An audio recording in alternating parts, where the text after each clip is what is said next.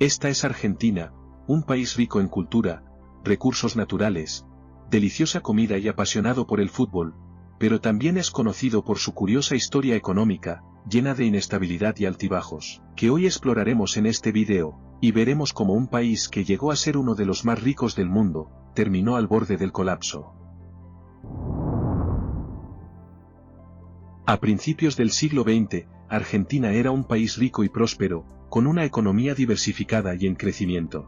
Gracias a sus recursos naturales, su posición geográfica y sus extensas tierras de cultivos, las agroexportaciones se maximizaron al punto de ser conocida como el granero del mundo. Las inversiones extranjeras estaban en su mejor momento, y su industria era la más avanzada de América Latina. Este auge económico pudo más o menos mantenerse hasta mediados del siglo XX, a pesar de las grandes dificultades que ocurrían en otras partes del mundo.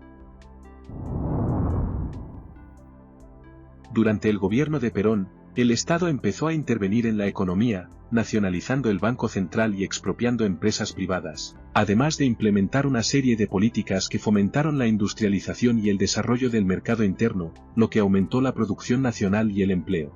A pesar de que se criticaron sus métodos, con esto el gobierno buscaba reducir la desigualdad en el país y redistribuir la riqueza.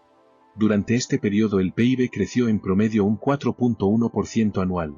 A partir de entonces Argentina experimentó un crecimiento moderado, pero un mayor endeudamiento conduciría a un aumento de la inflación. Durante la década de 1970, hubo un nuevo declive en la economía argentina. El país experimentó una inflación desenfrenada y un desequilibrio fiscal, lo que llevó al general Rafael Videla a dar el golpe de Estado de 1976. Durante su periodo, implementó políticas económicas neoliberales que se centraron en la privatización de empresas y la liberalización del mercado, los cuales no tuvieron el efecto esperado. La actividad industrial se redujo, la deuda externa aumentó considerablemente, mientras que las condiciones de vida empeoraron. El presidente Videla renunció en 1981 en medio de una crisis económica y con una inflación en aumento. En 1985 se creó la nueva moneda, el austral, con el fin de estabilizar la economía y frenar la hiperinflación. También se controlaron fuertemente los precios. Pero a pesar de los esfuerzos, la economía argentina siguió sufriendo, obligando a imprimir dinero para financiar el déficit fiscal, lo que devaluó la moneda y aumentó la pobreza. En 1989, el gobierno de Raúl Alfonsín se derrumbó debido a la hiperinflación. El nuevo presidente Carlos Menem adoptó políticas neoliberales que se centraron en una mayor liberalización de la economía y a una mayor apertura a la inversión extranjera y al comercio internacional, además de privatizar muchas empresas y establecer la libertad de precios. Se estableció al peso argentino como la nueva moneda que se mantendría a un tipo de cambio fijo con el dólar estadounidense, es lo que se conoció como la convertibilidad. A partir de entonces un peso valdría lo mismo que un dólar. Esto hizo que por fin se estabilizara la economía argentina. Sin embargo, a pesar de los beneficios iniciales que trajeron estas políticas, a medida que avanzaba la década comenzaron a surgir problemas. La economía del país se volvió dependiente del dólar y el gobierno tuvo que endeudarse más con el FMI para mantener el tipo de cambio fijo, así que solo era cuestión de tiempo para que todo se salga de control.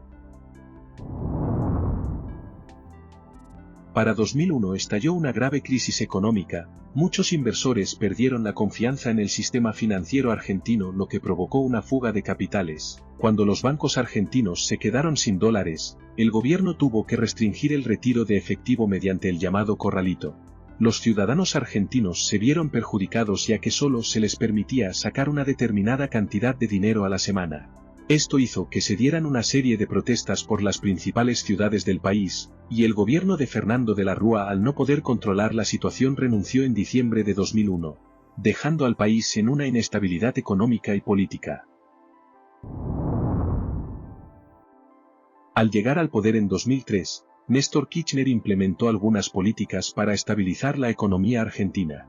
Se aumentó el gasto público y se volvió a nacionalizar empresas que habían sido privatizadas, se renegoció la deuda externa, mejorando las condiciones de pago. Se invirtió en industria e infraestructura, con el fin de promover la producción nacional. Además, se trató de mejorar las condiciones de vida de la población y reducir la desigualdad aumentando el gasto social. Gracias a estas medidas y a un contexto internacional favorable, la economía argentina empezó a recuperarse durante los siguientes años, aunque con algunos altibajos. En 2015 Macri asumió el poder, encontrando una frágil economía que intentó estimular con políticas neoliberales. Se disminuyó el gasto público, se redujeron impuestos, se quitaron restricciones al comercio y se eliminaron subsidios a la energía y el transporte, pero estas medidas no tuvieron un mayor impacto en la mejora de la economía, y la inflación terminó aumentando inevitablemente, haciendo imposible pagar la deuda externa. Su gobierno fue muy criticado, ya que dejó el país más endeudado que antes, con mayor pobreza y con una fuerte recesión. Cuando el nuevo presidente Alberto Fernández trató de rescatar la economía implementando políticas más progresistas, llegó la pandemia de 2020 que golpeó fuertemente a la debilitada economía argentina, agravando más la situación.